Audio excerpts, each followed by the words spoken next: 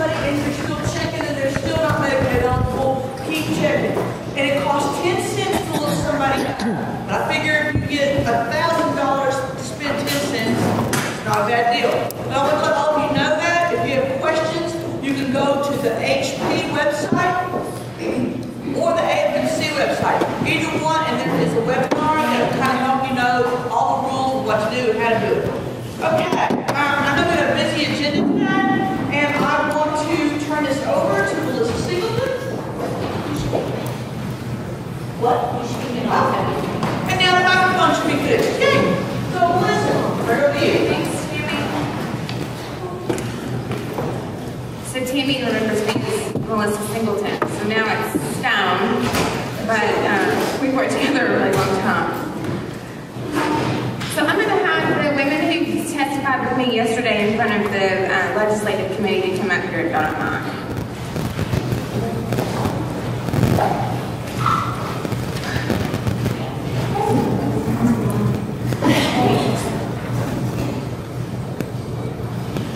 Okay, so glad to see all you guys. We have a packed parking lot. I've never seen the parking lot across the street so crowded. So as Tammy said, my name is Melissa Stone. I'm the director of the Division of Developmental Disability Services.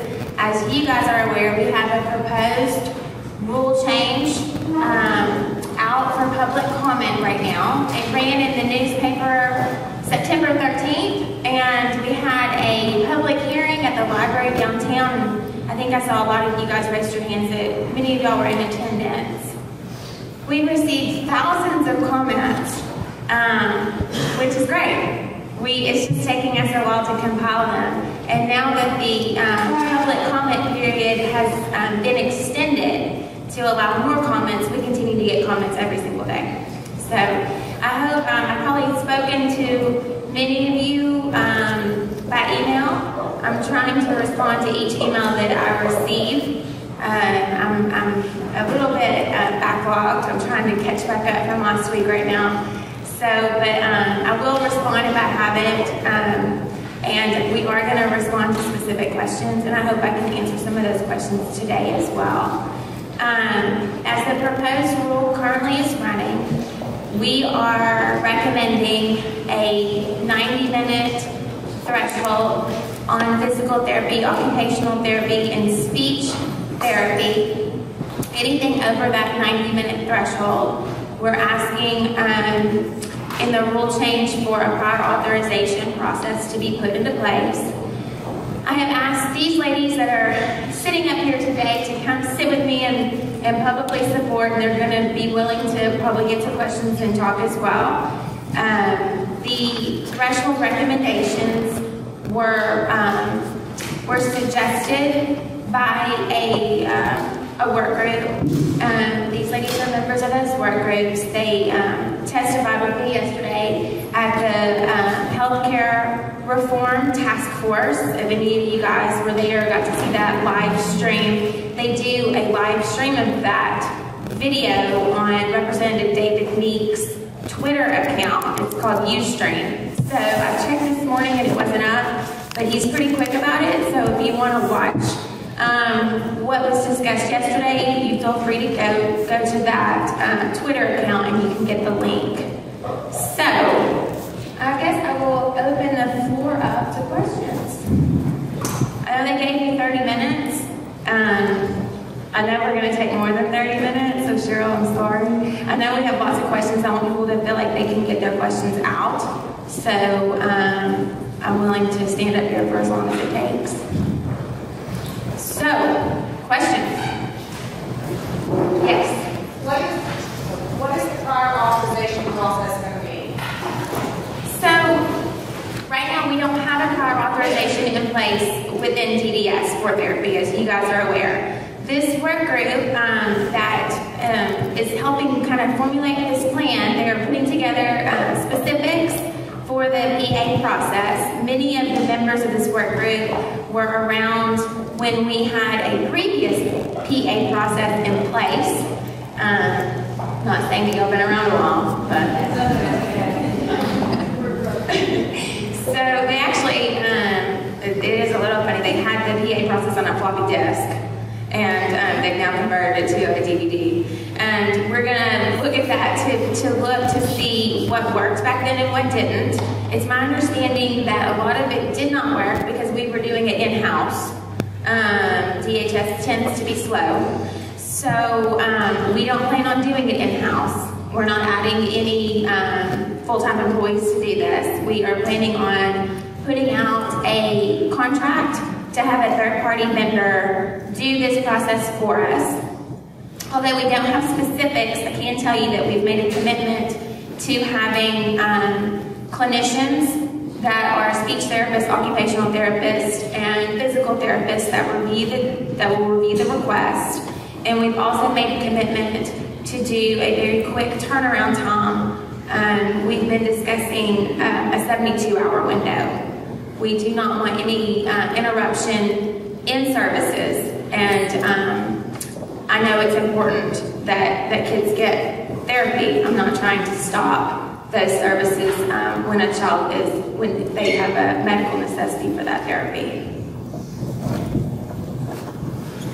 Yes. Just to kind of follow up on that, the guidelines of the rule change that's in place now refers to an extension of benefits, not a prioritization. So we have to change that particular rule to include prioritization, or will this rule go into place that requires an extension of benefits? And then the second part to that question, if you put prioritization in place, will we as therapy providers continue to have a retrospective review so that we kind of police on both ends, prior to services and after services? And will all of those monies go to whomever the third-party insurer or third-party reviewer is? Could some of those monies go back to the therapy services and not have two levels of review for therapy providers? Now, I don't, I'm not the owner of that AFMC contract, but it is being discussed because if we're going to put this in place, the AFMC contract was put into place for the retrospective review when a PA or an extension of benefits process was not in place. So we are looking to see if it's a duplicative service that's unnecessary. And as far as the rule change, term of art, I say PA, and I think Medicaid would like me to say extension of benefits. So no, we'll be in compliance with what the rule says. We're just trying to work out the details of what it will look like. So for example, the benefits, the very first provision is that you have to provide the service first to be denied for it, to ask for treatment. Is that going to be part of the prioritization process, or is this process attached to the 9 minutes? Will that be in place? So I don't, what do you have in mind? I'm really looking towards this work rate to come up with the best scenario. Right now, the extension of benefits applies to the evaluations, and yes, you do have to do them and apply for that. So it will be two different things. There will be prior authorization for anything over the 90 minutes that you want to get prior authorized. And then I'm assuming at this point in time that the extension of benefits will stay in place for evaluations. I know, but that's all in the process of being rewritten and changed. Yes, okay, so on the EMS 640 form that we send out to the doctor, when we do an evaluation, we immediately try to get that out to the doctor. And we need to be able to know, are we going to have to send multiple scripts to the doctor to get back, or are we going to be able to go ahead, like I said, we recommend 120 minutes. Do we go ahead and get that prescription from the doctor, or we have to wait 72 hours for you to get back with us and then send it to the doctor and ask you for minutes, and then there's no delay? Because that's going to be a whole week or so without the therapy. Or do we go ahead and start the 90 minutes until you get there, but we don't have a prescription that just says that? So You would go ahead and get your prescription first so that you can go ahead and start the 90 minutes. Because one of the things we don't want to happen is any kind of delay in services for the children, so that they can at least go ahead and be getting their 90 minutes. Okay, so a 90-minute prescription? No, you do the 120-minute, but you only start 90 minutes. Now, certainly, if you believe that your clinical opinion and your evaluation and your tests and everything justify it as whatever organization you belong to, you can make a business decision to go ahead and do the 120 minutes because you believe your PA is going to be approved. I think we've all done that at different times with EI and CHMS and different things that we have to get PA. But that will be your own business decision. But you can absolutely go ahead, if you have a DMS 640 in place for the 90 minutes, you can go ahead and start. What if you submit the request for 120 minutes that gets tonight, and you've got a doctor's order for 120 minutes? What happens next? It's not all in order. Can you please repeat the questions? So the question was, what if you write a prescription for 120 minutes and then during the PA process, the overage over the 90 minutes gets denied? Then we have a prescription from a doctor that's giving 120 minutes. Okay, there will be an appeal process, so you can appeal it. And I mean, you can still do your 90 minutes, but there will be an appeal process, so if you wanted to go through that, you can. And that's in the process of being written in also. But we work, under our license, it said we work under a doctor's order. So the doctor's ordering something, that means we're forced to do what he orders, and you're not going to pay us. The doctors, You have the right not to pay us. the physicians are actually in support of this. That doesn't matter. Not every doctor will do it that way. Most of the time, whatever we establish recommends, the doctor writes prescriptions for. But if the physicians, Question that. the min, right, the same as what happens with private insurance. If the insurance company requires that there be a prior authorization process, even though the physician has made that recommendation, you still have to go through it to see if you're going to get coverage. This is no different.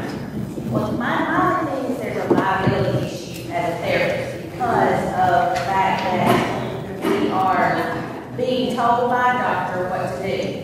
And then we don't do it. And the child may not progress, or the child may be injured, or in the sense of, when I say injury, not taken as well care of as what we recommended as therapists. So there's damages to the child. We were ordered to do by the doctor, and we didn't do our job. Based on an employer who says there's a money issue, you can't see these kids without bringing in an income to cover your salary. So if that's the case, where are we at when a parent turns around and sues us and says, you were told to do 120 minutes with my child and you refuse to do it? Okay, I'm Janie Sexton, and I'm representing the Developmental Disability Provider Association. So I'm just playing devil's advocate. I understand what you're saying, so I don't want to think I'm arguing. What would you do if the Medicaid goes out? Because it's the same scenario. Their Medicaid, they lose their Medicaid. So what would you do then? You still have a doctor's prescription that says they need 120 minutes. Their Medicaid's out for whatever reason, families didn't. What would you do then? Well, just from the point of view, because I'm coming from two different points of view. I have a disabled child and I'm a therapist. If my child was denied services and he was injured by it, I'd be ready to sue. Okay, but would you continue to, I'm asking you, if you were denied, if the child lost their Medicaid, they had it, they lost their Medicaid, would you continue to see the child or would you stop? I do what my employer tells me to do. Okay. Now, my employer doesn't necessarily always have my license in best interest. But the employer is going to do what he has to do for income. There are big employer companies like hospitals, and there are big nursing homes and different people that are ran by big corporate groups. And corporate groups don't care about the one little therapist that's down here. But Do you bill your family? Would you bill your families if they lost their Medicaid services? Obviously, we can't bill if they. I'm not talking about as the biller. I'm talking about that's a corporate decision within a company. Mm-hmm. That corporation that you work for is going to be the biller. I'm talking about as a therapist personally. If you are working, I'm not talking about an employer. I'm talking about you're just an employee. They're going to put the company down to pursue, but they're also going to list that therapist in that suit. And you're going to be the one that your company's going to roll down and say, it rolls downhill every time they're going to point the finger at that therapist, rather than taking all the liability off of them. I'm I'm not an attorney, but I would guess that there's some legal ramifications if there's a PA process that Medicaid denies a service. I mean, I'm sure there's not many people that would provide a service free of charge. I mean, I don't know how an attorney could make that case, but I'm not an attorney, so I'm not giving legal advice, but I don't know how an attorney would make that case.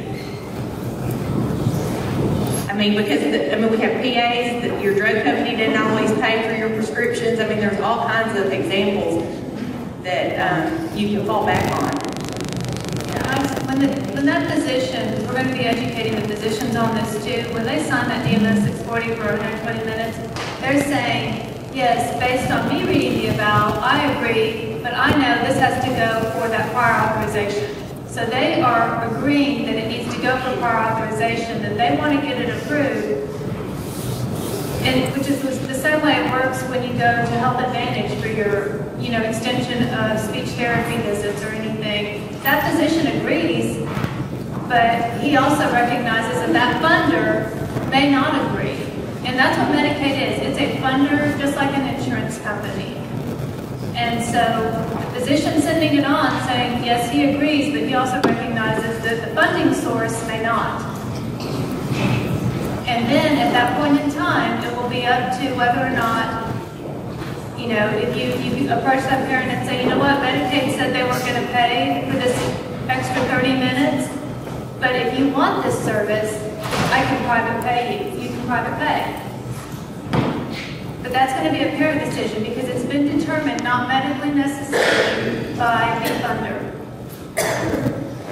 You're saying we can ask the Medicaid parent to privately pay for the other 30 minutes?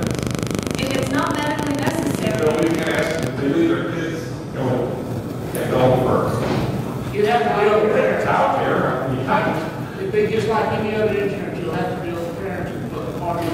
It's a non-covered service.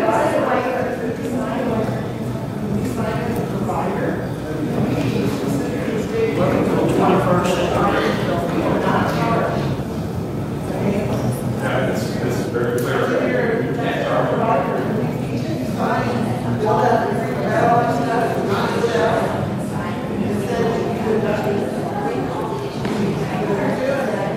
Okay, hang on. Let's regain a little. Hold on just a second. So we'll be sure if you haven't sent in the specifics on these, send them in. We'll publicly respond in writing to kind of the answer. I agree though that there's a disconnect that's happening between how we bill a private insurance company and how we bill Medicaid, which is a very similar beast in terms of we're providing health care coverage to 1.1 million on citizens. The PA process should be very familiar to a lot of people that bill private insurance. It is a funding stream. If the Medicaid office determines that the therapy recommended or prescribed is not medically necessary, it is just like a private insurance company. We can change the wording on the DMS 640 if that makes people more comfortable, that gives the parameters for this rule change if it passes, so that doctors are very aware and therapists are aware that this was all contingent on PA process for over 90 minutes. But I do not see the exact ramifications of what you guys are describing on this. Ron? Can the group give us some good clarity on what prior authorization is going to look like? Because at this point, the group has said we're going to have cost savings of at least $16 million based on the recommendation. But I have heard no specifics on prior authorization, what that would look like. How do you determine cost savings? So I'd like to get some clarity on that, and I have a follow-up question regarding the representation of that. So let me start with the PA process. So like I said, we're still developing how the PA process is going to unfold and look. And I know that is scary to people. I do get that. And we have made the commitment to use clinicians, and we have made the commitment to do a very quick turnaround time.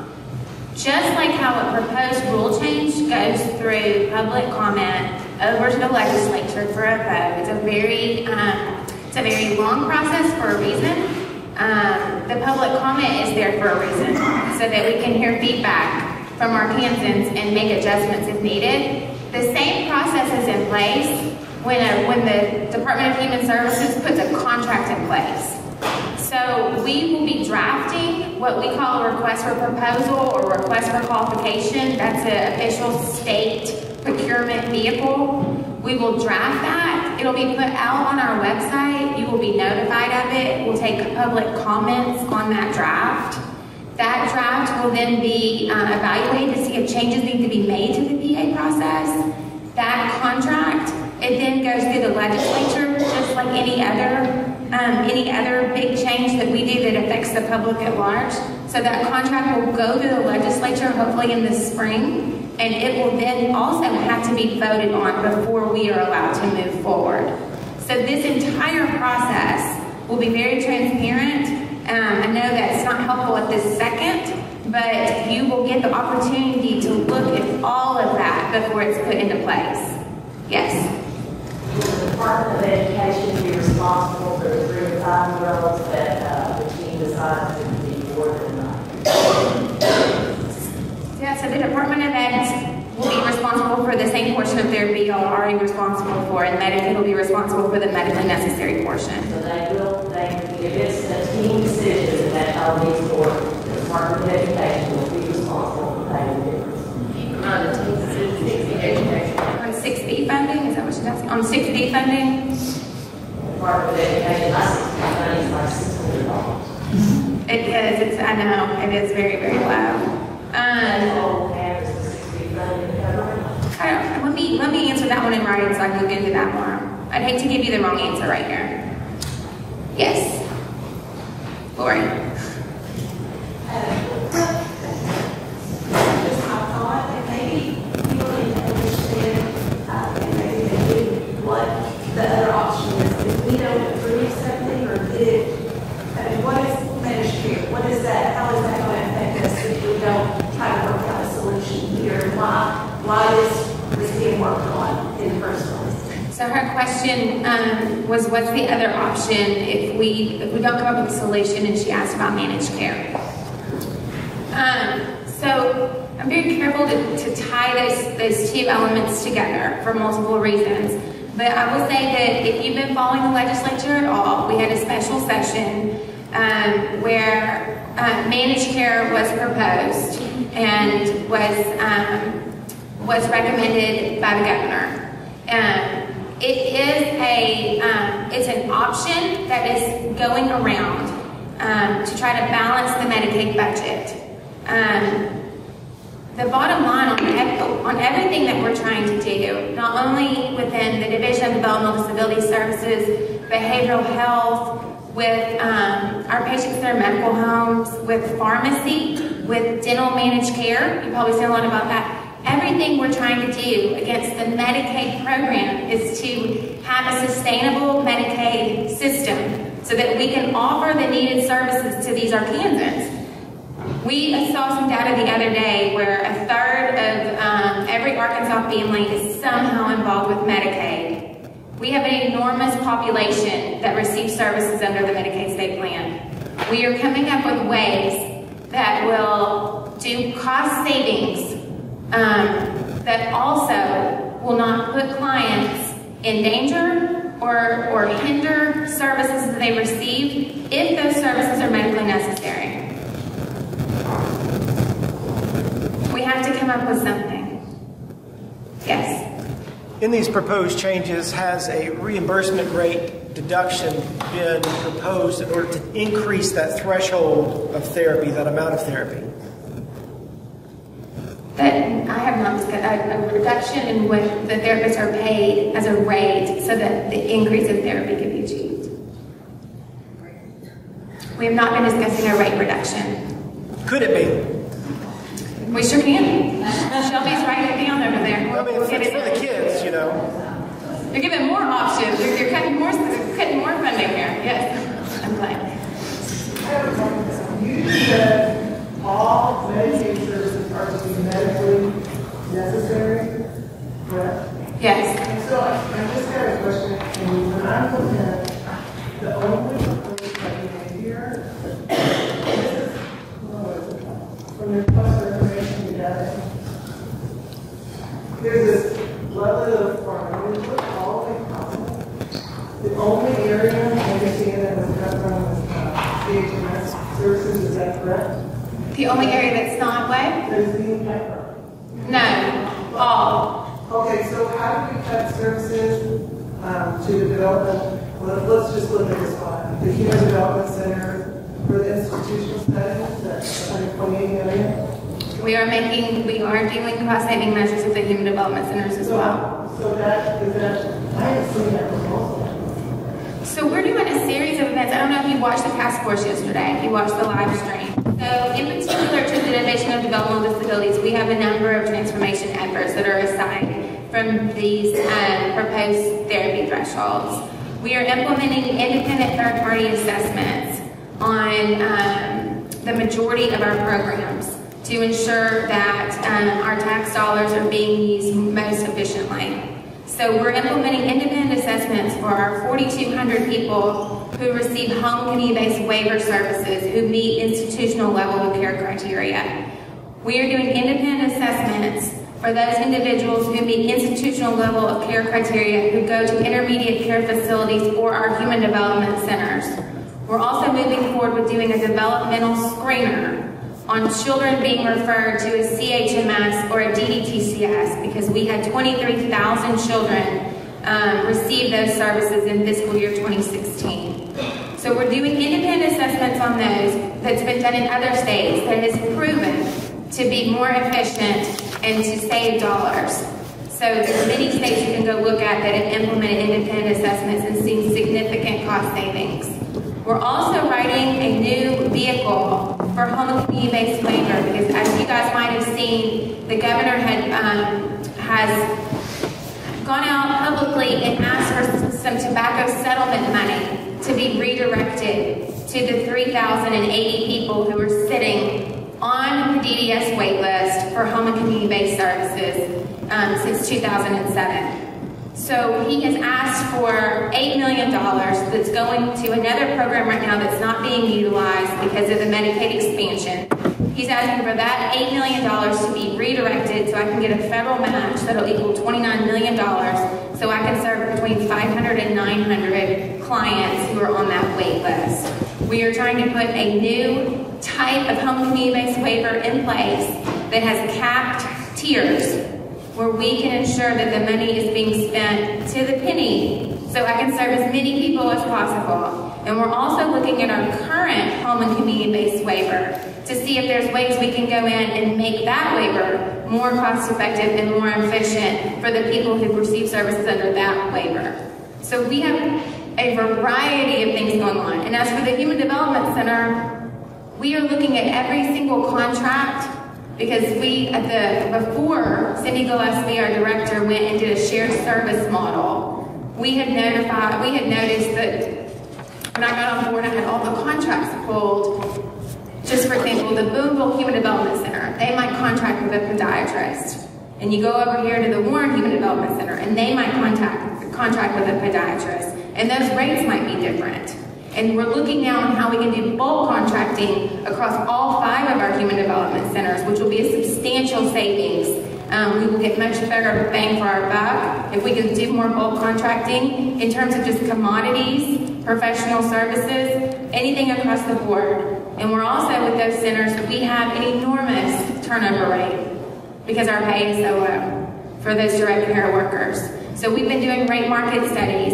I've been looking at turnover data. We're trying to determine how much we could save if we actually pay people a little bit more, and I didn't have to keep paying to train, drug test, criminal background check, and then have the turnover constantly happening. For example, we have some preliminary projections on that from our Conway Center, which employs about, I would say, 1,200 people that do 24-hour care. On that center alone, we estimate that our turnover is costing us about $800,000 a year. So we're putting things in place within every single DDS program to eliminate waste and try to save every dollar. Yes? Second question, on the committee that was formed, does not appear to be a independent private therapy provider on that case. Is that an option? Yeah.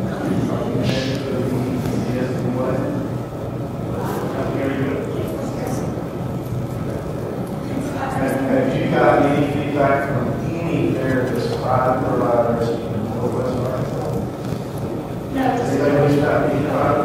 We had a private provider on our last call from Northwest Arkansas who was a pediatric PT that operates as a standalone therapist. And that was in your lane. Yes. To do that, she said it's very hard to hear, very hard to share information, over the phone and group government. Well, she was invited to come in person. We didn't mandate the phone, and so it was unfortunate. As you guys know, it's always harder to comprehend what's happening in a live meeting when you're on a speakerphone. So we didn't have anything that we could send to her. We were doing things on the whiteboard. So but those meetings, if people are emailing me asking to come to those work group meetings, I have been very open about having people join those meetings. So, and I don't know if the work group has a different opinion on that. I'll let Jamie. I was just going to say briefly, we purposely included the therapy associations, and they were trying to get information out. And so I want to be clear, I have to kind of defend everybody on this group. We're one of y'all. We're not against therapy. We're trying to save therapy because we believe in our kids. Yeah. Yeah. I'm just asking the question. Are you involved in your therapy association? I guess would be my. Are you? Okay. Even if I was, we had therapists at work and I had no clue about this. Okay. It's probably the frustrating thing is this all sprung upon private therapy providers about what's all popped up. So, yes, there is some frustration from our side because we're trying to gather as much information. Just like the question I asked about the prior authorization, how do we come up with that budget number? I still haven't got an answer. No answer. Okay, I think Stephanie can probably answer that, but I would, one thing that I think we would all be open to is how do you reach out to those therapists? That would be helpful because we thought we were trying to do that, and if we weren't, that's helpful information. How do we reach out to those? Because there's a lot of standalone therapy companies. How do we get to those people if they're not involved in the association? Medicaid has all of our emails, and our state boards have all of our emails. I was part of. Okay, so you're saying send a mass email out to every therapist in the state? Okay. We're there. I guess I was part of the work group back in Dr. Green when we were doing the state improvement initiative. I thought surely there was some information that was being put together and changes that particular group would be notified. Okay, it didn't happen. I guess my question is, can we have another representative on that group? So Penny, who else is on there? So can you raise your hand if you're on the group and you're an independent therapist not associated with the CHMS or DDTCS? Stand up, please. Okay. So just so you can see the context of this, so the work group has about 10 people, and they had nominated 2 people per association. As I had stated before, I'm more than welcome to have you guys join this work group. So if you want to join, send me an email. My email is everywhere, so you should have it. The way we've kind of done this is we actually had a much bigger work group that meets prior to us even going in to meet with Melissa, because we know we cannot have 60 people show up at DDS and expect to get anything done. So we have a much bigger membership, I guess if you want to call it, just a work group, and we have new people show up all the time. So we will make sure that we get the next meeting out. We'll be scheduling a meeting after today. We'll get that notice out to everybody. Not knowing how many people are going to show up, we are going to need you to RSVP so that we can make sure we have a big enough location. But you're certainly all welcome to come to that. And then if we need to add more people to the group that goes and actually presents to Melissa where we're at with our recommendations or changes or solutions, we're certainly open to that. But we did try to be very thoughtful in knowing that if you take the entire group that's working on it into Melissa's office, we would never get anything done. And everybody goes back to their associations, makes contact with their association presidents, their membership, before we even bring something to Melissa to make sure that, you know, like I'm with DDPA and I also am with Easter Seals. I go back to actually both and say, okay, DDPA membership, are you?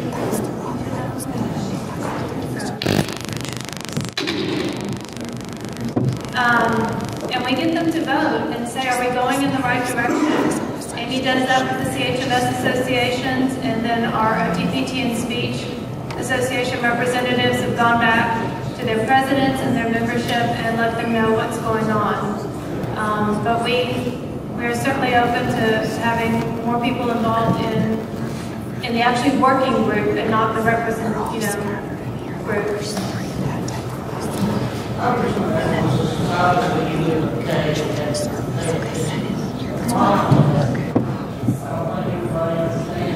You're under strict orders to cut. So it comes up to the next $835 million has to be cut out of Medicaid.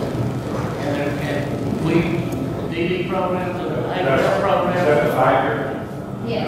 Yes, if I do. Well, that's just for now. That's just for now. Right, but I just want to, this year. I think there's not a You want to come up here? They can hear you. You want to come up here so they can hear you?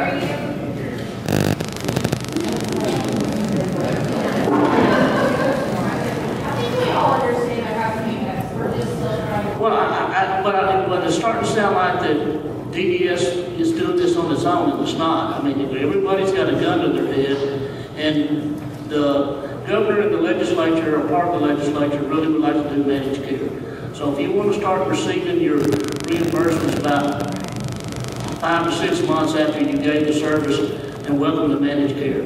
And that's what they're doing in other states. So we're trying to avoid that as best we can and find the ways to cut where we can, and it's going to be very painful, and it could get more painful. So it's not like that DDS is trying to pick on therapy, or the HDCs, or the intermediate care facilities, or the DDTCs, or CHMS. We're under a mandate to try to find these cuts. And after yesterday, when they weren't happy that they didn't come up with enough money to cut. So the threat is not going away. That's all I'm trying to say. I would say to that, just to make sure, I am not casting blame on the DDS, okay? I'm casting blame on the communication that's occurred, because we're just not finding out about this. Some of you have known about it for a while, and you had a discussion, and I understand that y'all have tried to get to the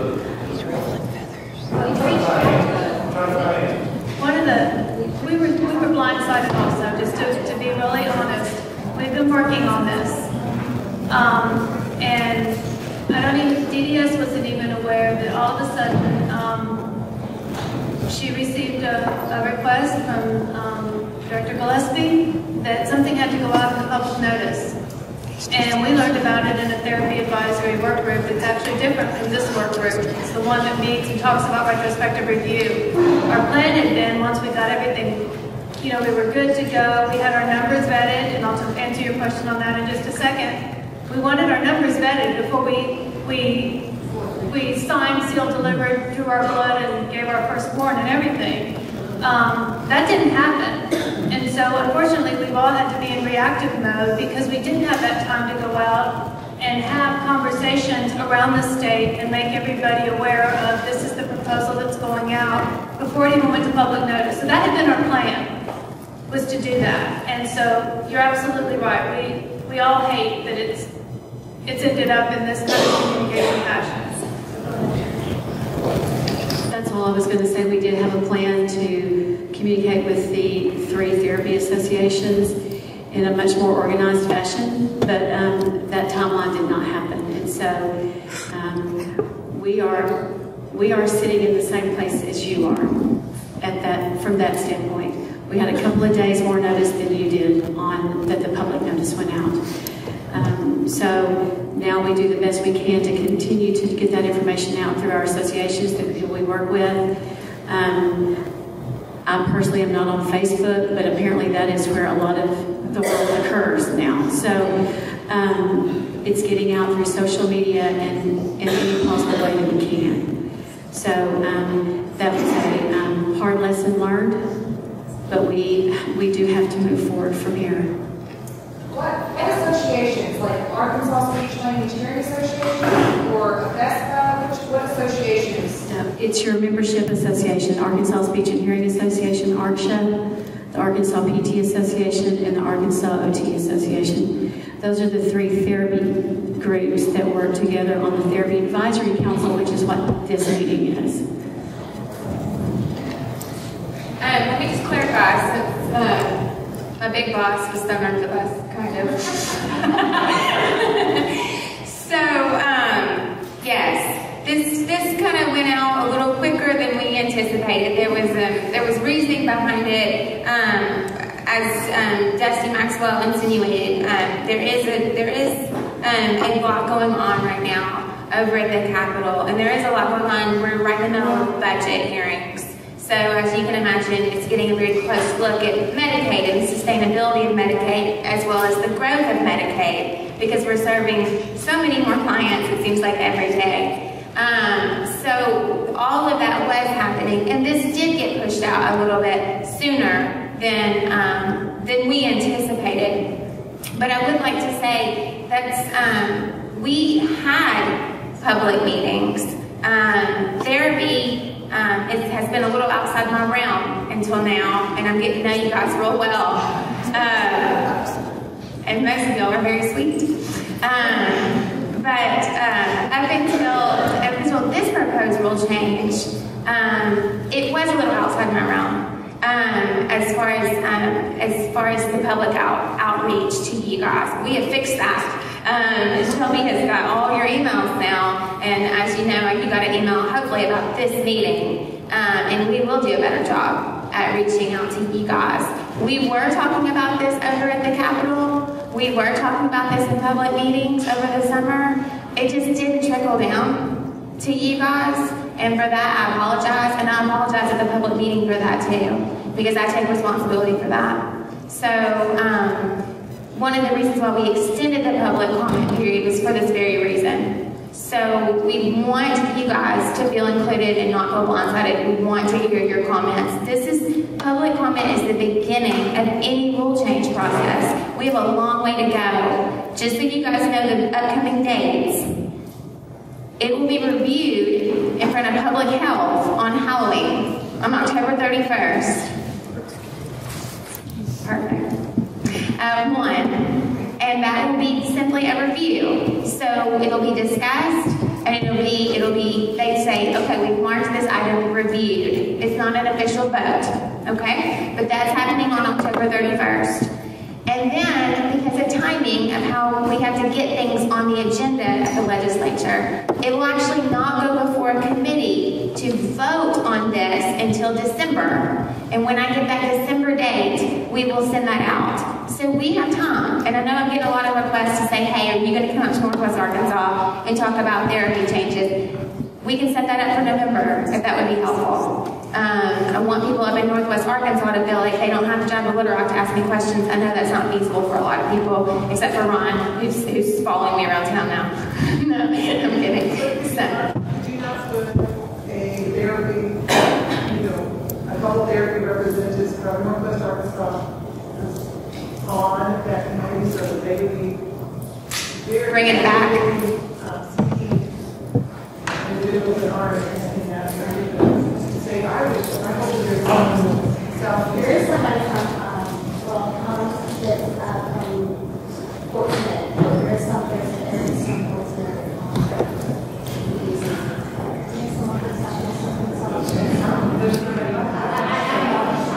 So you guys, I think I've been really upfront about that. We'll be happy to add anybody who wants to be added. So y'all just need to send me, y'all just need to send me the names.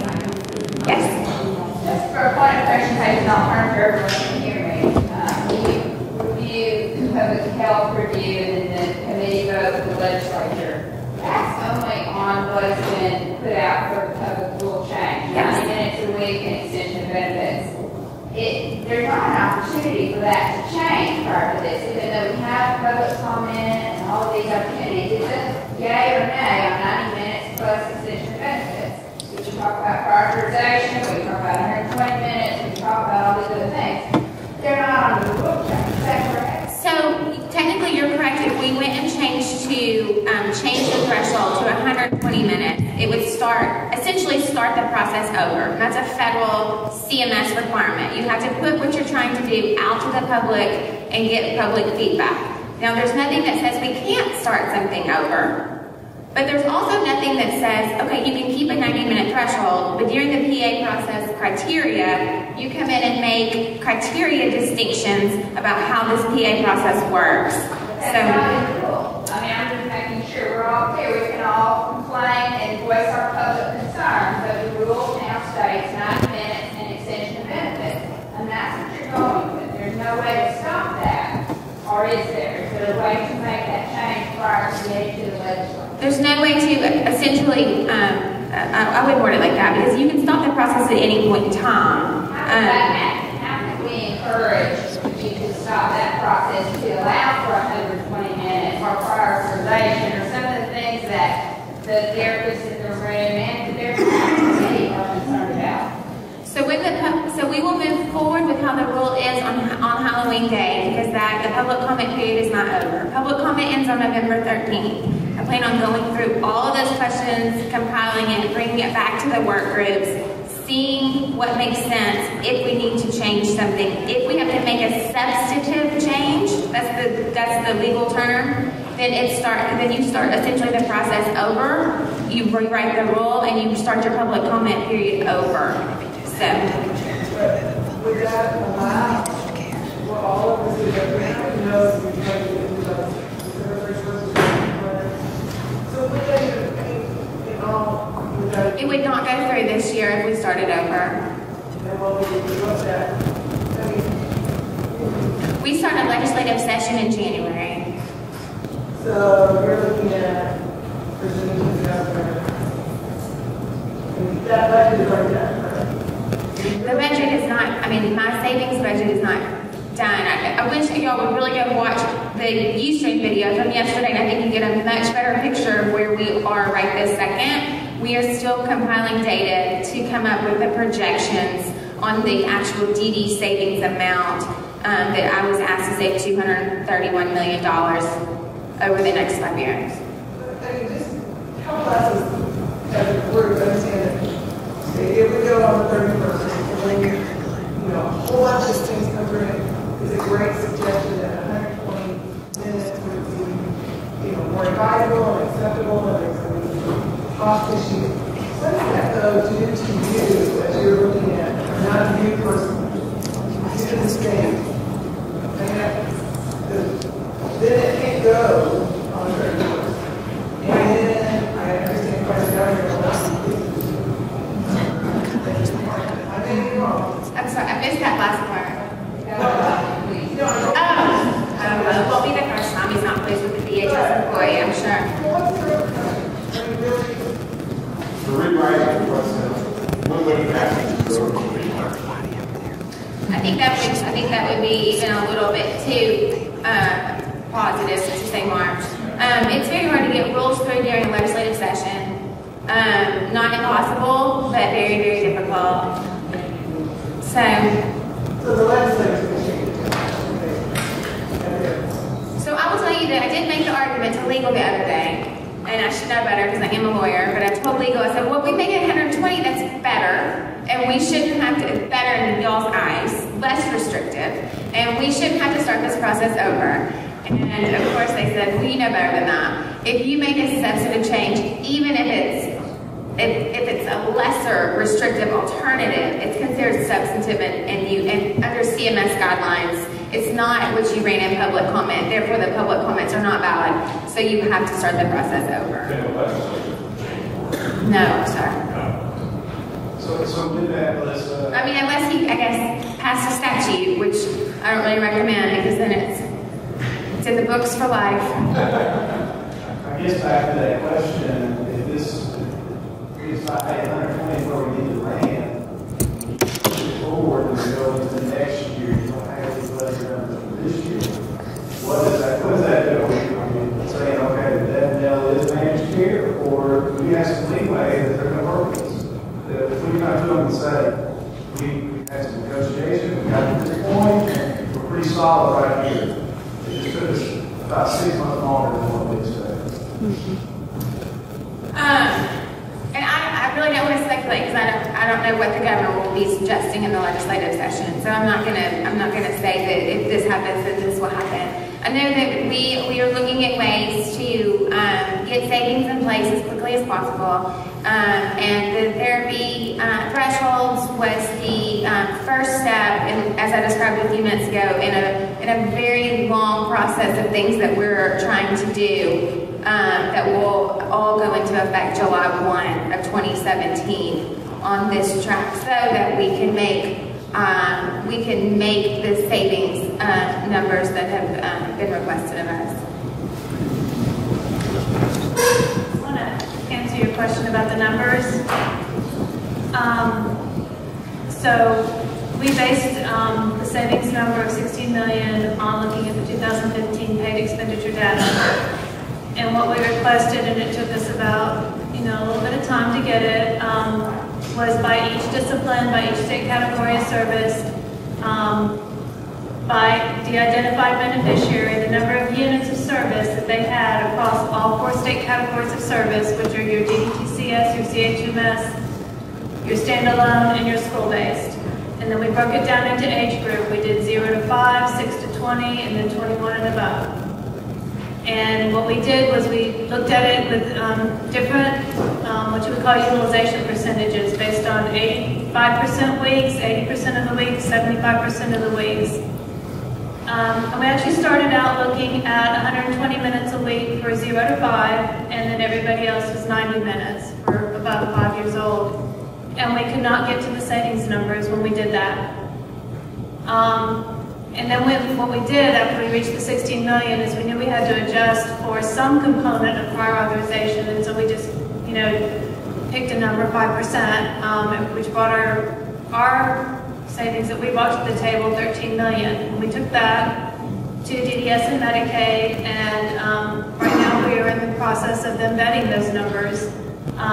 If you noticed in the public notice, it came back a little bit higher than what we projected. So we've had several meetings, and we're hoping to get closer to a number that we all agree on this week. And it could change. That's one of the things that could change between now and November 13th, is if those numbers support doing it differently. Maybe that's what we come back and doing the 120 minute through the 0 to 5, and anything, anybody over 90 minutes. But the numbers have to support that. The calculations have to support where we land. Unfortunately, it's driven by numbers at this point in time.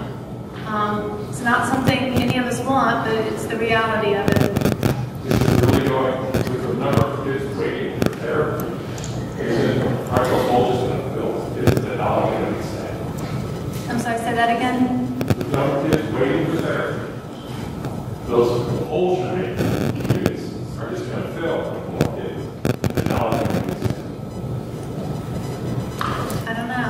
I guess it depends on, what part of the state you're in. If you have huge waiting lists, or it's going to open up. Yeah, I don't know. The answer to that.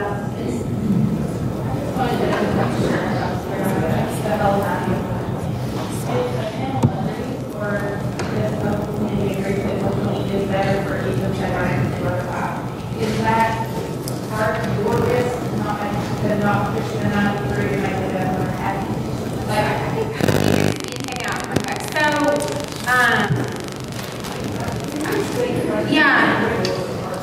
So she said if the panel thinks it should be 120 instead of 90, is it worth the risk for me to push it off to make the governor happy? Right. We have a good working relationship with the governor right now. It's very open and accessible to us. And he also has his own children and his own grandchildren, and always wants us to do the right thing too. So when we had the last conversation about the public feedback on a conference call a couple weeks ago, he encouraged me to, of course, read all the public comments and make necessary adjustments. So I'm not so worried about the timeline as I am worried about the feedback and looking at against the data to see if it's appropriate to make changes. And we will worry about that time frame when we get to that point. I'm not going to move forward with something that's detrimental to children. I don't know. I have a 4-year-old and a 6-year-old. My 6-year-old gets OT and PT, a lot of it. He's extremely delayed at school. It's very important to me. So I don't want you guys to think that I'm up here crunching numbers and I don't have a heart. I think that a lot of you guys that know me know that I care a lot about children. I've been at DHS for a long time, and I'm going to do the right thing. So, and if the right thing is to change it, the right thing is to change it, and we'll face that repercussion when we get there. Yes? Looking at how much absentee, especially for So Stephanie Smith actually looked at absenteeism. You want to talk about that? I mean, that's where we broke it down from like an 80% attendance, 75% attendance, all the way down to 70% attendance to try and get to the numbers. And we did, I mean, and that's why we want the data to vet it, because mine was very global. The calculation that we did was very global, and Medicaid has the ability to refine that and look at it like over weeks and see the actual units that are over per week of the 90 minutes. And if the data can support changing it, we all will support that. That's what we're holding out for, actually. So you would think it would be simple, but it's not quite. So what Medicaid has been doing, they have, like Stephanie said, when they ran their data, they ran it on a calendar year as a year aggregate. And the way we've been validating the data is running it on a fiscal year, because that's kind of how we operate. And we've been running it on a weekly basis. And what we've asked for is a breakdown of age brackets. I had asked for 0 to 3, 4 and 5-year-olds, 6 to 12, 13 and above, and wanted to see how many of those age brackets were getting more than 90 minutes a week in one of the disciplines, and then how many of those age brackets were getting more than 120 units, what am I trying to say? Units, hours, that'd be quite a bit, units of therapy, so that we can look at that to see if there's a substantial difference.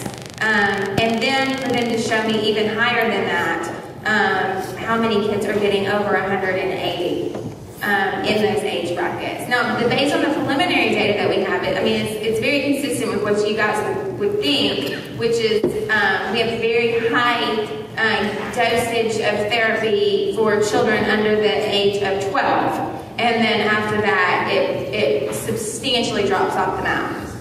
So we're trying to look to see what those specific age brackets look like. Yes, the back.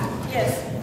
Actually look at the research, early intervention, and how much it saves versus later on in those kids' lives. When you look at other states, it actually, you save millions. So the way we look at it with our poverty-stricken children, even if you did 180, they're in horrific daycares, they're in horrific home lives, so that's like 168 hours a week.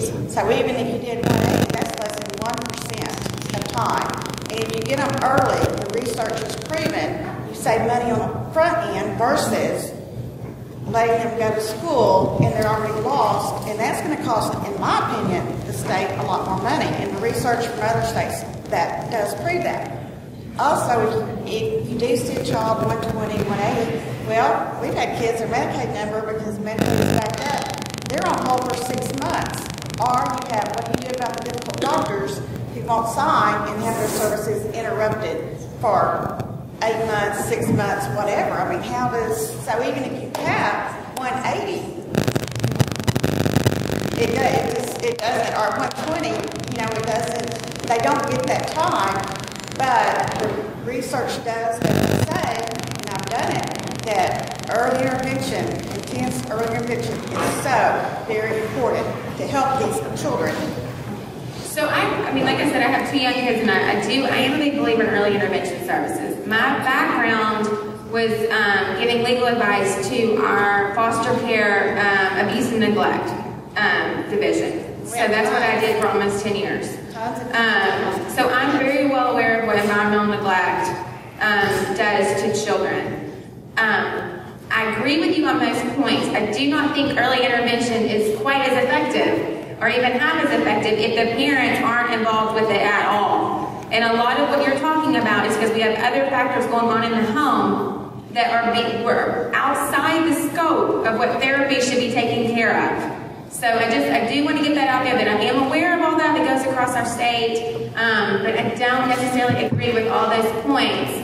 And I will tell you that yesterday, if y'all go look at the video, the Stephen Group, which is the consulting firm that the legislature has hired, put up data that showed what other states similar to ours have in place for their Medicaid system in terms of how much therapy their Medicaid state plan will pay for.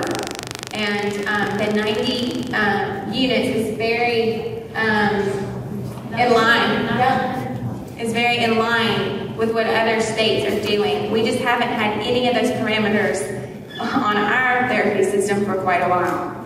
But I think Amy wanted to comment on this as well. I just wanted to let you guys know that we did look at evidence. We spent a lot of time looking at the evidence, and unfortunately for us, the evidence is not in the frequency and duration of therapy. So it's actually not good in our favor. It supports actually more in-home parent intervention. And so we just need to be really careful when we start pulling evidence, because we've looked at it. And the support is actually less direct and more in-home parents. So that was all taken into consideration in our meetings. Okay, so orange shirts had her hand up for a long time. Yes, that's you. Okay, I'm okay with 90 minutes if you allow me to send a prior authorization that proves that what I'm going to do is different than what all the other therapists are doing. I'm a specialist. We're specialists in seeing kids who are deaf and hard of hearing, certified specialists. And so what we do is totally different than what every other speech pathologist does with that child. And so, and our job is to teach the parents. That's what we do. So we do 60 minutes of therapy a week in addition to what that child gets. And we teach the parents how to teach their child in that home. If I can give you proof that they need that additional 60 minutes, and I'll give you other therapists the 90. But I need to be able to give you that proof on the front end instead of spending my time that I could be helping a kid, giving you more proof on the back end. Because I'm going to get denied every single week, because their therapist will take that 90 minutes, and I'll be denied every week, and I'll have to submit every single week proof that I'm doing.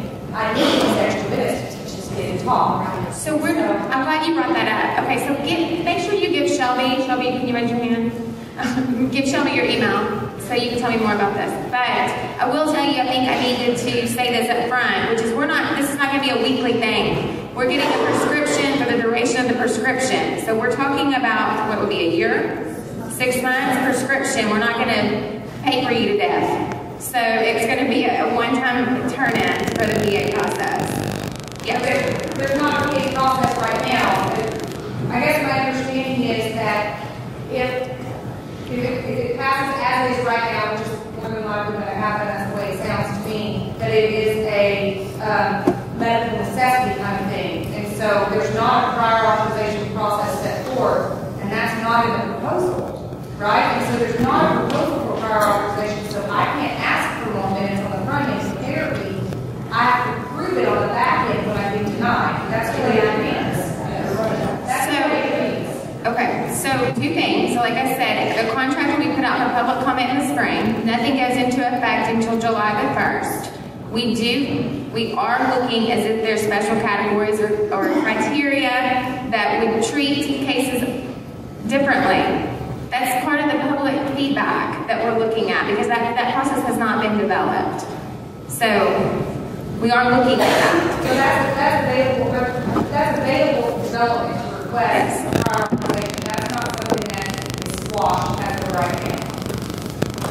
That kind of is the way that I understand it, and whatever restrictions and that highlighted is, that's the way it's going to be, and it doesn't say anything about prior auth. It says reach of the benefits after you get denied. It's going to be about extension of benefits. The public notice says extension of benefits. What's in the manual is not final yet. That's all open to public comment. And so Just look at the rule change as it ran in the newspaper or it's on the Secretary of State's website. It's much broader than I think what we're looking at. That's what I have to stick with them. Okay? So just to paraphrase, I think it says OTPT and speech thresholds will be inserted for 90 minutes. Anything above that will require well, we'll look at that. We'll get that worked out. We'll get that piece worked out. Yeah.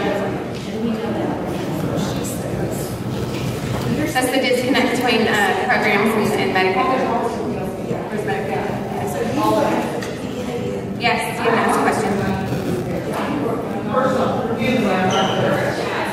I run a center where my consumers receive therapy.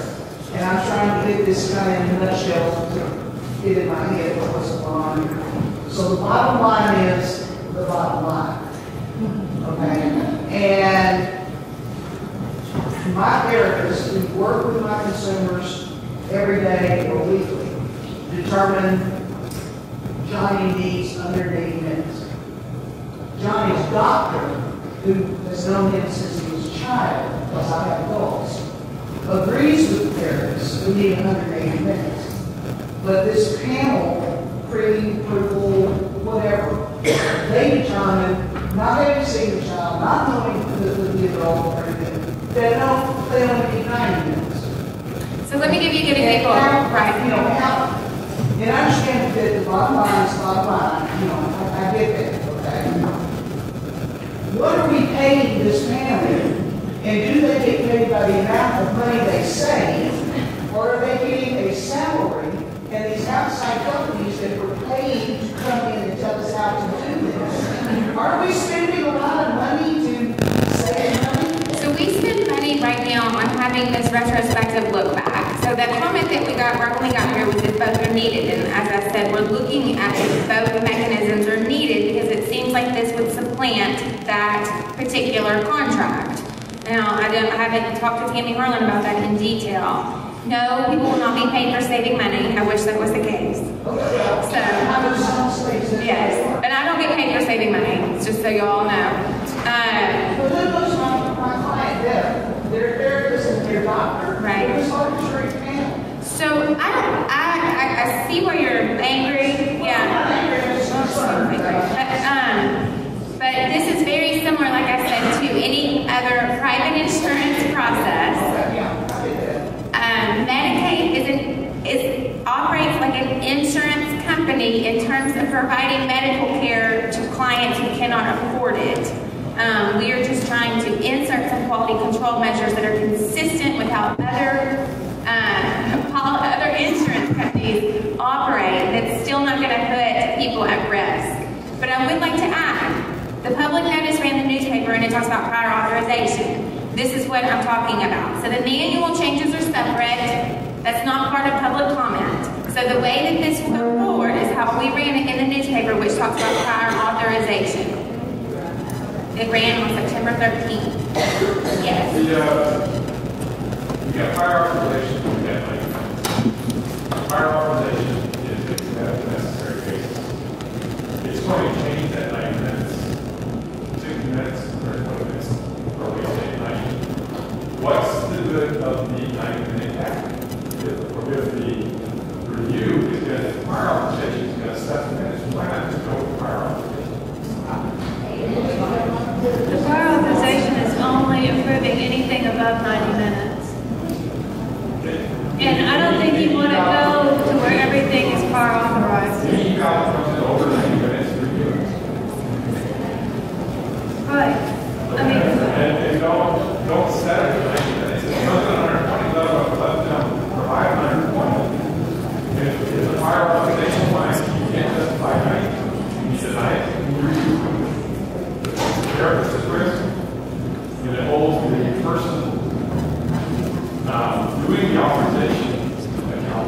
Because they got to get rid of that time. So as I stated, we're running the process to what I'm hoping to be a 72-hour. There's a company that does prior authorizations or extension of benefit, I actually think, for some mental health therapy that testified yesterday. They initialized looking at the records within 24 hours. Their average approval or denial is within 4 days. Now, that was because they had a contract previously set up. We're in a good position because we're writing this contract from scratch. So we can put words in that contract like, not only will you initialize in 24 hours, but you'll complete within 72.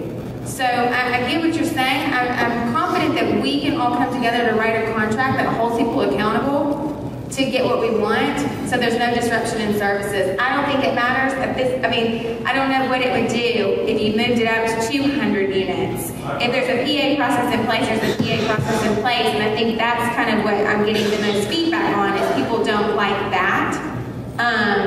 But I think the other option would be to look at, that was discussed, that we move towards how private insurance do it, how my own child gets therapy as a state employee, which he gets 12 sessions a year, and then I pay out of pocket for everything else. So I think we just need to be mindful that there are other ways to do this, and I don't mean that in a negative manner, but I just don't want you to think that I haven't thought other options through, and we've looked at the good and the bad with all of those options. Go ahead.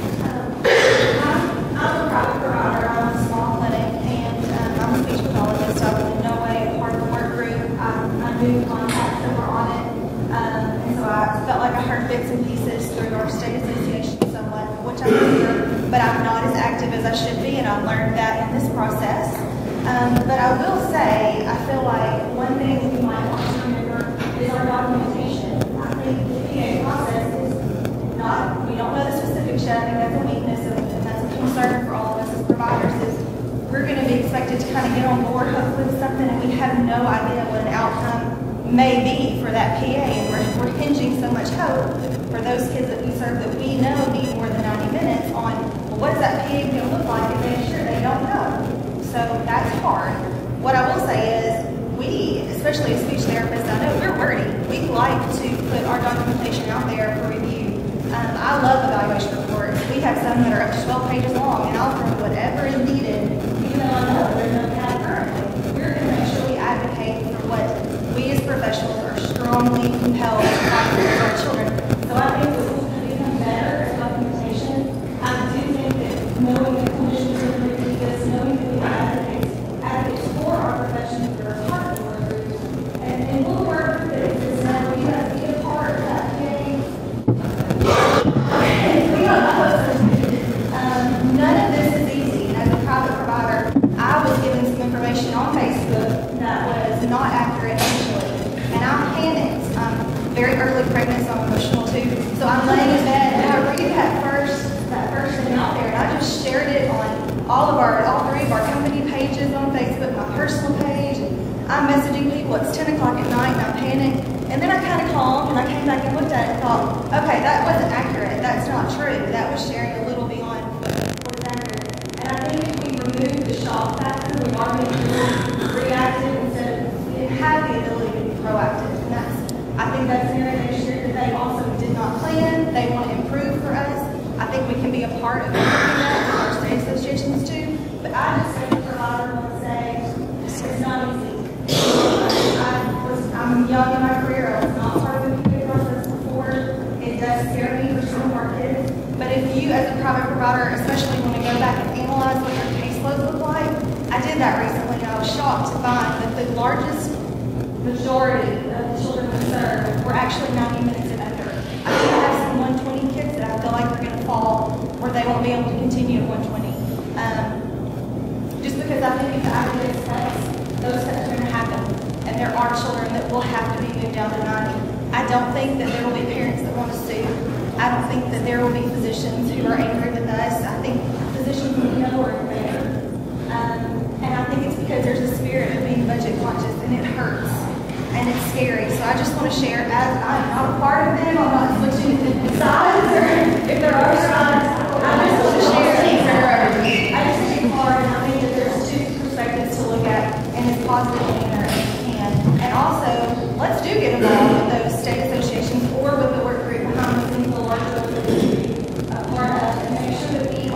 reform next time, because I do think there will be a next time.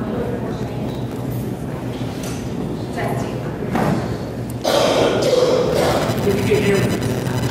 The perspective of this has been, this has been over 5 years that they've been trying to cut Medicaid because it just kept growing and growing. And the perception by the legislature and the governor is that we have to stop it because it's too much without raising taxes. They don't want to raise taxes, they want to cut taxes. So that's the political atmosphere that we're in. So I want everybody to understand that when you got a gun to your head, you start negotiating how you're going to take the bullets out of the gun. I think the important thing here with what you just said, we didn't start off with feel good, we got to do this with the children. We were told, you got to save this money, we don't care how you do it. I think the important thing, and I've always said, is the repercussions of what they're doing. And we have been in the system for so long that we have fought to get more money to do what we know needs to be done for the children, for the adults that we serve. We have had very few rate increases over those years because that was their way of controlling the cost. So we've all lived with that. They're going to have to live with the fallout of what they're planning to do. And until we have documented evidence that X number of children are on a waiting list now for 6 months to a year to get therapy, they're going to hit the schools up when they get school age. They're going to have to do it. Well, guess what? That's pure state dollars. That's not Medicaid money. So they're trying to save Medicaid money at 70-30, but they're fixing to spend 100% state dollars. So they're going to live with the budget ramifications of that. But right now, until we get that documentation, we don't have an argument because they don't care about the feel-good stuff. They don't care about all that. They want to save money. That's it. That's the atmosphere. Yes, you just mentioned about school district. That was my question. When you have children who are in your public school system that are getting therapy services at a certain number of minutes per IEP, that IEP going to have any precedent over payment if you have a lot of private agencies that work there and the parents choosing to get additional services outside of the school district? Because I know in the school districts that we cover, there are parents who then take their children so many days a week to a private clinic for additional care services. What will be the precedent for payment? I mean, it's going to be 90 minutes. I mean, I know at Easter Seals we have children that get services in our place on an outpatient basis and then also at school. What we do require is a copy of that therapist evaluation from the school. And then we do an evaluation and determine if that additional is needed. If it is, then it would be on us to get that prior authorization. So a private company, I think you're going to have to work collaboratively. I think we're going to have to work collaboratively with our schools, but I also think that's something, make sure you send that in so that we can include that in the manual if we need to. But yeah, the other piece is if the IEP says 120 minutes and the PA comes back and only supports 90, then Medicaid's only going to fund the medically necessary piece of that, and the school will have to fund the balance of that. So it will more than likely fall into the public school's pocket to pay for their contractors. You looked at the data on the public schools. Public school therapy units is lower. I mean, as you can imagine, because kids are in school and they're not pulling kids out for a wide range of units during the day. So I do think there's we need to figure out how that's going to mesh. But I don't think it's, from just looking at the preliminary data, it's the public school is not where this is, I mean, that's not where it's going to be a dramatic change. That's absolutely what you're saying. Absolutely, where it crosses over to the 120 is when they go from school to outpatient, and that's where the way it's been so far in our experience is contract as school providers. And then we have some children that go out to other clinics for additional. If they get their billing in before we get our billing in, they get paid, and we don't. They do something over the minutes. Well, it's called this whole care coordination thing that's been going around in transformation. And really, ideally, you're working together and you know what everybody's doing so that you're on the same goals and objectives and on the same track for that child. That would be really nice, but so far, because we don't have a computerized system and they can't come up with this, all your evaluations like this. Well, we're working on that too. So that's on our therapy advice. And that would help across the board because we don't necessarily feel in a situation that we have that ability to do teamwork because private companies don't always contact us for that information. And then all of a sudden we have parents go, oh, well, I'm taking them to this specific therapist to get sensory therapy over here. I don't even know if parents realize they're the same therapist doing, same types of therapies they may and not, but we found out about it that way too. When we've gone to Bill and all of a sudden we found out that they got seen on the same day for another, by another therapist. Hopefully this is going to take care of actually some of that, but it is going to require that communication with your family, with the other therapists that are involved. Hopefully just saying, if you decide you're going to see somebody else, you need to let me know. There's some of it, and again, we are working on trying to put codes in place for when evaluations happen, but I'm sure you're all aware there are therapists out there that go and do evaluations that don't bill for them. And that's tough too. I mean, that's hard to catch. So, but we are working on the coding piece for the evals. But in reality, your IEP, the parent is not going to sign if they want money they charge. Do what now? The parent can say, do not bill my insurance, and the school pays for that therapy. So if your kids get therapy outside of the school, just have the parent sign, do not bill my insurance, and then the school has to pay for it. We got two questions at the front table. They haven't asked a question all day, so I'm going to go to these two ladies right here in the black. My question is, as much as you know, if you don't help and they will help placing themselves well, that's all they can do. Yeah, just got slammed. So, if you'll go back and look at those task force meetings. So, behavioral health services. It's run by Dr. Charlie Green. They are moving forward with a transformation packet that's running alongside mine.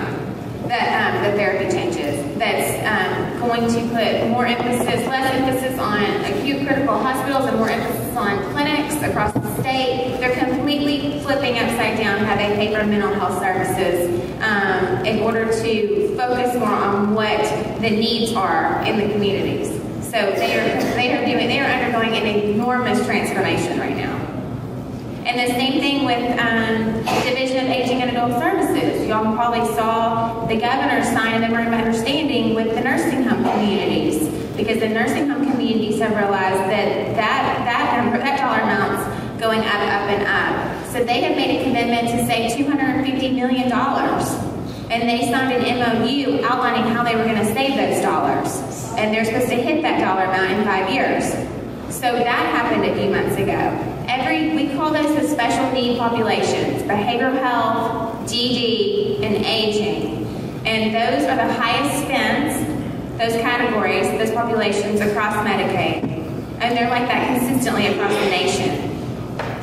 And we need to do more to save, but we also have to be mindful that we're taking care of a very vulnerable population. So I hope that what you see when we unveil transformation is we're doing things that we think are going to make a difference without hurting clients. So I just want you to remember that when you see our stuff come out. Yes? I have a question. DDS. I know, I'm sorry, I forgot you. I'm so sorry. Oh, you sure? Okay, you go, then you go. Well, my question earlier about that I don't have set clearly. If I have a patient and I recommend 120 minutes, on an average, I'm not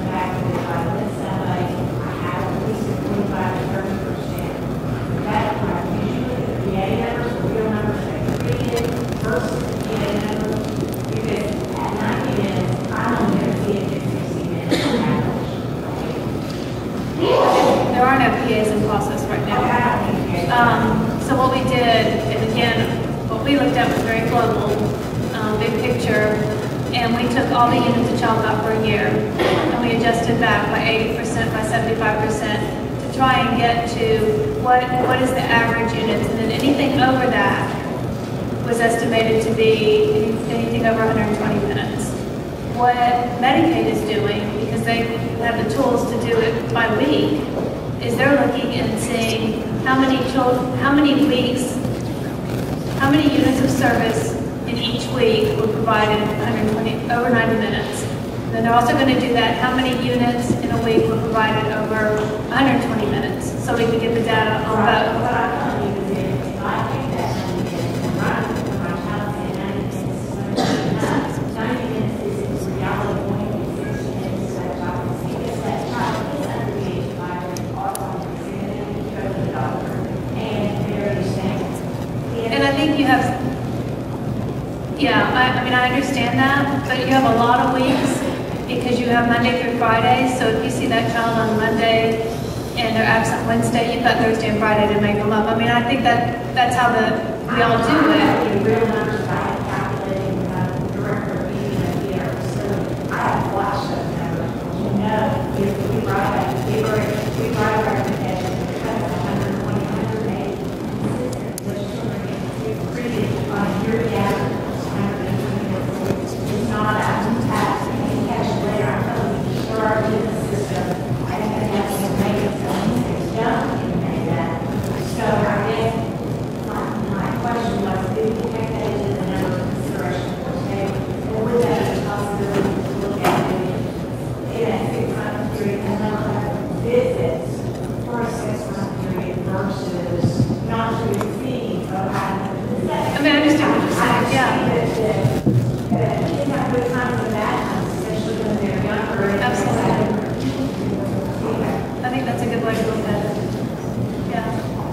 Okay, my question was, she brought up the medication level system with the evaluation and stuff, and she said we're working on that. Well, the rumors that's out in our community is they are actually going to hire a board of specific, like you're going to have a board that has some PTs on it, or that has some OTs on its feet, and that is going to be the group that does the email. Is that true, or is that just out there? It's just a rumor. You're still going to do email, right? So there's just a ton of rumors, and Facebook is just killing me, to be completely honest. So, and I don't want to respond on Facebook because then I'm afraid I'll be jumped on. So I'm trying to get it out there in meetings like this, and Lainey's doing a good job of putting it on her website. Lainey Marno has the Medicaid Saves Lives, and she has a daughter with Down syndrome, and she has been, since I've met her, we've been instant friends, and she's been trying to help me kind of get these untruths fixed that are spreading across Facebook. But no, there is no plan on doing evaluations. I think earlier when we talked about transformation efforts, I mentioned independent assessments. Because all this is kind of going on at the same time, it's causing like pandemonium. So it's, and I'm getting a lot of emails on that are it's independent assessments playing into therapy somehow, and because I know you're working on this too at the same time, and we are working on it, but it has nothing to do with independent therapy. Like I said, we're looking at doing a developmental screener for kids going to a DHS or CHMS, similar to the Ages and Stages questionnaire. Right now, a doctor can make a referral to a DHS or a CHMS. We, based on feedback from PCPs, want to give them some more tools for their toolkit prior to making that referral. So we want them to refer to an independent assessor that's going to do a screener to give that information back to the doctor so they can make an informed decision on if a referral needs to be made to a clinic. But we are not tying it to therapy hours or taking away the y'all's responsibility of doing evaluations. Yes? I just want to ask Stephanie, when you're talking about the numbers that you looked at and how many have you looked at this number out there, but I'm curious to know how long it would last and one interview versus how long it would last and 120 minutes. So Yeah, we just did it. It's in the long run more expensive to pay for a year of 9 minutes a week as opposed to 6 or 8 months of a week. I just want to I mean, I think that's the data that, Melissa's asked for, is the different breakouts by age group and what we're seeing as far as the trends for what's being provided out there. No, I think that's a really good point. It is a good point. And we'll write that down and we'll look at that.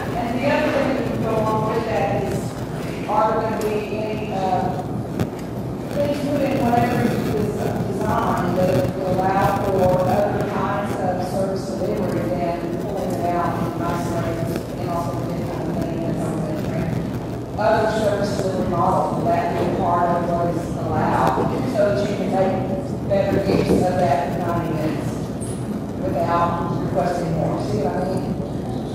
There are certain models that you can provide 9 minutes a week that are more effective. Right. Use of that 9 minutes than pulling it out doing things where you're therapy. So I want to put some options to utilize those. I think that's something, because you're on the therapy advisory work group, that would be the work group to bring it to. Just as far as walking through the whole Medicaid, the guidelines that we have right now for what's required, and looking at evidence-based research that would support doing some different models, whether it be a 90-minute session or. So I think, no, because that's it's certainly something that needs to be considered, but that's kind of out of the scope of what we've been targeted to do. Well, and I would like to add that I think everything that you're bringing up right now, you're talking about outcomes. Right. And we do talk about outcomes, because that is the model we're trying to get to. So she's saying, research out there that says more intense work 5 saves money. Yeah. I think y'all have really good outcomes right now. I just don't think we're doing a good job within DHS of capturing them. So, and I think if we had that data, it would be very helpful. So, I mean, that's the things we're looking at, is how can we capture outcome data more effectively so we can use it in the future when we make decisions. Yes. My question is about the screening and the program. I live in a rural part of the state, so is that something that is available in my county all the time? Because, parents get sick. Absolutely. If they're only going to be in my area once a month. So if I had a nickel every time someone said this to me about the independent assessments, because that is a fear, okay? So there's a fear that it's going to be costly and it's not going to actually be efficient. And there's a fear that people live too far away and it's going to be a burden because lots of parents don't have the means to travel or cannot travel, and I totally get that. The way that it's being written right now in the request or proposal, that too is supposed to be hitting our website probably in November. That's going to talk about the developmental screener. The criteria is going to be that they have to go to the family. So if they can't go to the family, we're going to have to regroup and come up with Plan B, because that's kind of the sticking point that we understand that we would like this screener to be available and utilized, but in the RFP itself, the criteria is going to say that the independent third-party assessor or screener has to go to that person's home, school, or clinic, wherever's most convenient for the family. Okay? Yes.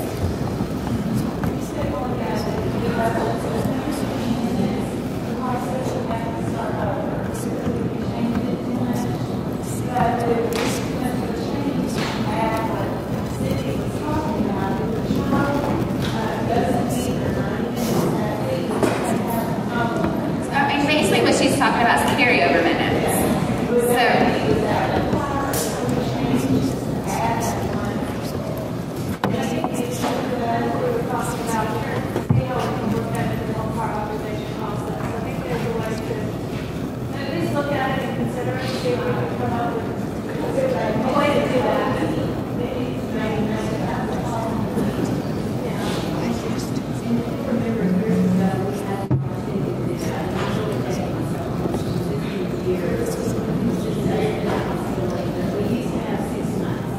Sherry's saying in the back in the old days, it used to be allowed carryover minutes.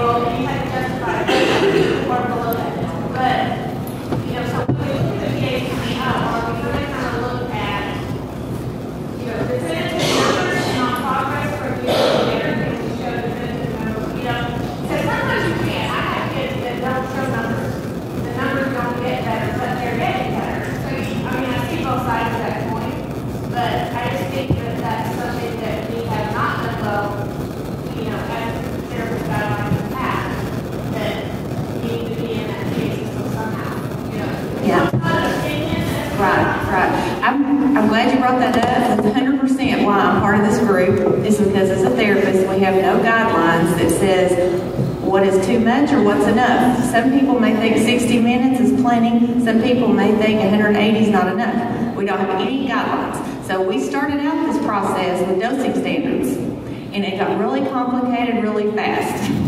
And so we couldn't get to an agreement because we had a lot of therapists giving advice, and we couldn't get to an agreement on that. So that's how we got to the between 90 and 120 is kind of where we went back and forth to say we're going to set a guideline and then figure out maybe some of those things you're talking about. So I'm glad you brought that up because that is really where we started out. Because I said as therapists, there is no research that says 300 minutes is better than 60 minutes or 60 minutes is, you might as well not do anything. There is no research that says frequency. It's just consistent early intervention. So I'm glad you brought that up because I think that's a really good point, and I think we want to keep considering that that would be a good thing for the PA process to have is what type of child needs 120 minutes beyond that. Like when you get those eval reports and you go, 180 minutes for OTPC, this is one kid, 7 years old, or 4 years old, or however old. That's bizarre. And so then you as a clinic just go to the parent and say, let me explain why our clinical opinion, 180 minutes is really excessive for all of those services. And I've never had a parent say, well, I disagree. They usually get it sort of go away. So that's something I want to discuss right now. So there's a woman in the blue that's had her hand up for so long. I'm sorry. I just wonder, when you're looking at the PAs and things, do you anticipate more from speech therapy and the fact that they have eating language or steady with people for some of the younger kids? Yes. Yes. Or Yes. Yes. I'll be back. Yes. and then the PA process, we're going to have a guideline let us know that more time we can allot it that way. Yes. We're going to have it. We're going to, this work group, these women right here, and the rest of the therapists in this work group are putting together some specs. We should put that together. We'll discuss that. Right here.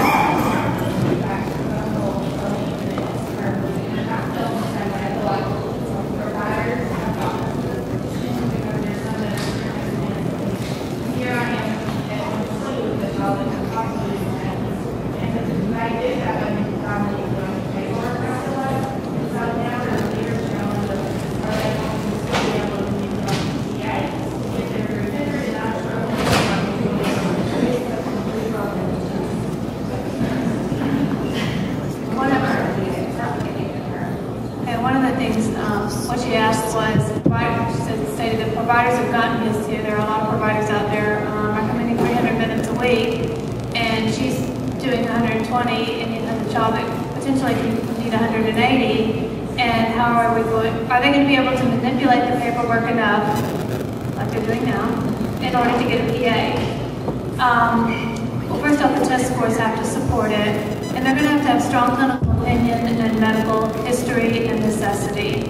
The other piece that we have asked for in this whole process is that they're, kind of like they're doing with the patients at our medical homes, is that they're pulling down data to see, you know, is this clinic always signing a script for therapy for 300 minutes a week, but pulling it down to the therapist?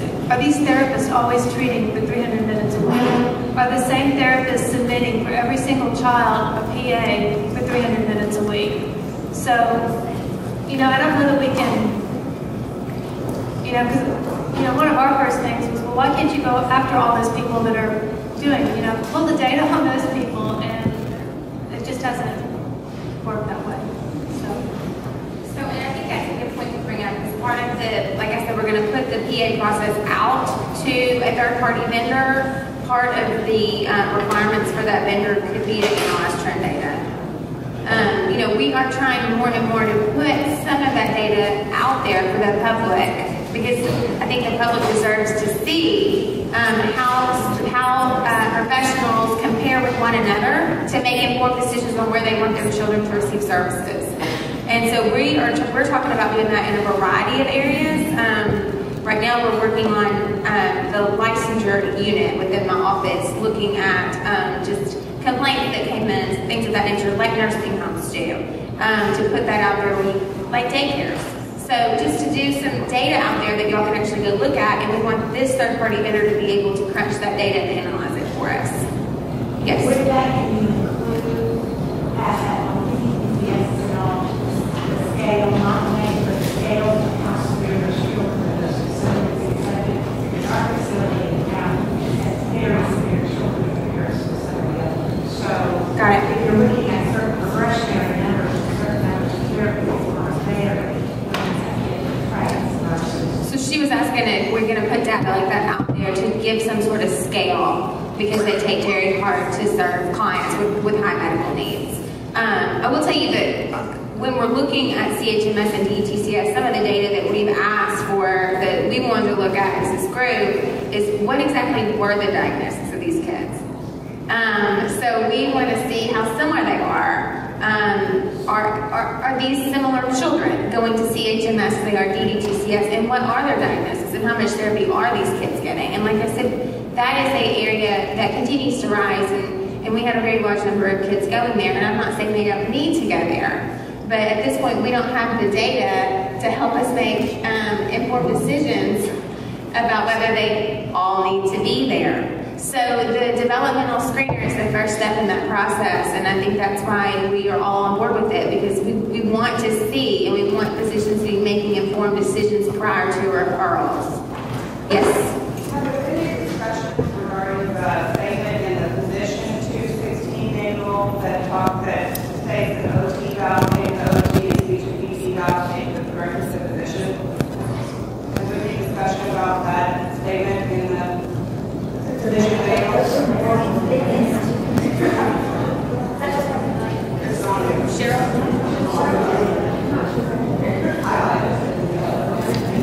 Unfortunately, that kind of gets back to the data and trying to make sure that the right data's been pulled so that we know that we're working with the right manuals. That's actually been in there for a long time. None of us just knew about it. So if it needs to be fixed, we'll get it fixed, but we're actually not even sure that that piece will be part of this oversight of the therapy professionals that we're looking at. But we are aware of that piece too.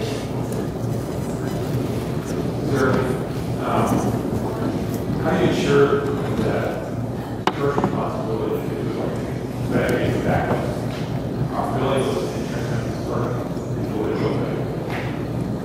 So I see Tracy Turner back there in my office. And we have this discussion often because, she runs First Connections. So, we always have a payer of last resort, and it trickles down. And we are coming up with ways to better verify that we are the payer of last resort for all of our programs.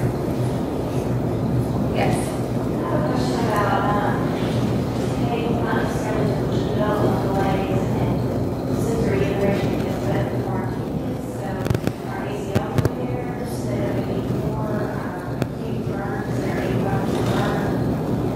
Let's talk about the special considerations. So the kids that we're talking about right now, the manuals edits that were posted and like state differently, the kids we're talking about right now are the ones that fall under DD. So if those have been swept in, we're going to make that correction.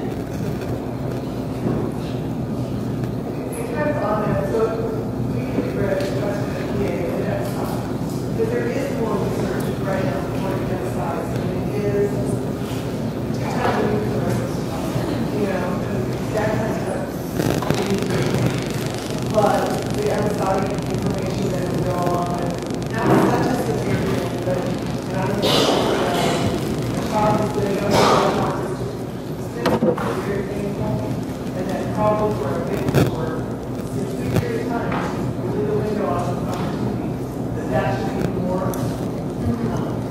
And I think that's the things that we need to talk about, just like the woman in the orange was talking about her specialty and the hearing impaired. I mean, I think those are things we need to take into consideration as we write the PA process. So I do think there are things that need to be in there that carve out some of this. Well, not only just for an acute situation like that, but now supporting outside care as opposed to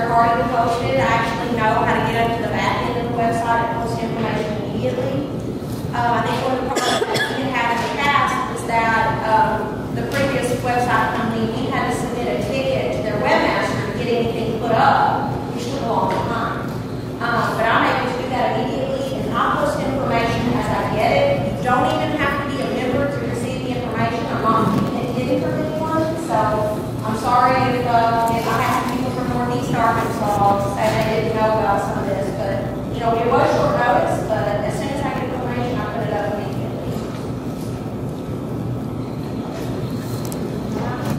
On that note, you do not have to be a member of your association, but you should be. So, and I don't mean to offend anybody in the room, but I'm going to tell you guys this has been going on for 6 years. So I've had people ask me what qualifies you to sit on that work group. And I will tell them because I have read the paper, I go to the meetings, I go to the Capitol, I've been involved, I know what's going on, and I have been fighting for Children's Services for 6 years alongside most of the people that sit at this table. This is not over. We, for the first time in our state, have conservative legislators that are very interested in tax cuts. And I don't want to make this political, but your salary is paid for by Medicaid. It ultimately is funded by your legislators. Our memberships are low in the pediatric world, so we need you guys to join. We don't need you just to join, we need you to get involved. So like I'm a PT, licensed PT. Leah Lowe, who I think left, has created a pediatric special interest group with the PT Association. There were 14 people that showed up to her meeting. There are over probably 500 or 600 therapists in the state of Arkansas that are pediatric physical therapists. If you are all involved, if you all know what's going on, if you talk to your legislators, this kind of stuff could be avoided. Now, we are one of 3 areas that got targeted for savings, but not everybody did, and a lot of that has to do with political clout. So I'm just throwing this out there. We're not over. This is not over. This is the beginning of a lot of things to come. I would just really encourage you guys to get involved in your associations, know what's going on, and fight every day, not just when you have to react to something that's happening. I do want to say, Amy's right. She's been fighting this for 6 years, and I don't see she has association partners. Well, I know about this as well. About 3 or 4 years ago, Amy said, get involved in your membership. And I did at that time. So I've been a March member for about 3 years. I haven't gotten one email from March, but I haven't gotten anything from March. So Amy told me the PT Association is great, the OT Association is great, but I do understand where these other folks are members and they haven't gotten anything. Because the only way I know anything is through Amy and our Kids Association. I've gotten nothing from the Arts Association. I don't know if any of you guys have or not, but I do say that we can improve as an association. I'm the president, like I've tried to get involved. I don't really know anyone. I'm from East Arkansas.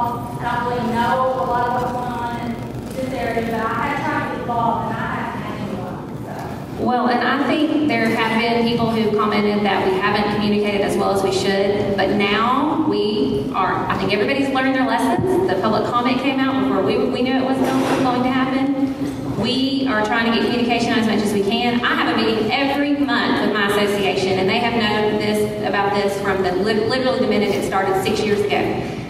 So there is work to be done for sure, but if you are beating up their phone or beating up their email and phones and trying to get involved, I promise you right now, we are listening as association representatives. We are begging for your support and to be involved, and we need it.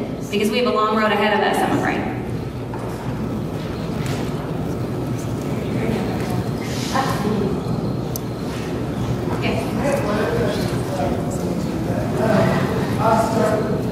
I know that there's no new entity to be started, correct? I think you wanted to start a new program. You did not start. The DDTCS? There's requirements and restrictions around starting So no new entities, correct? However, if you have one in Little Rock, you want to start in that. Understand you said, oh, they're going to go to unserved areas and unserved areas.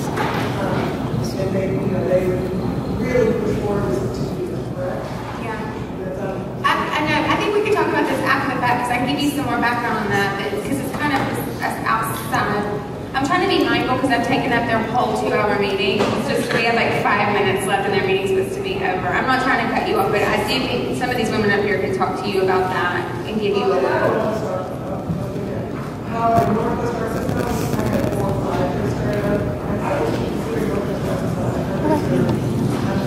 So we have very strict criteria on, and it's set out in statute. And so I will tell you that we outside those facilities, we do not allow them unless they are in strict compliance with the statute. So if they are, they've met the requirements. If you have one that you don't think meets the requirements, then please send that to me and we'll look into it.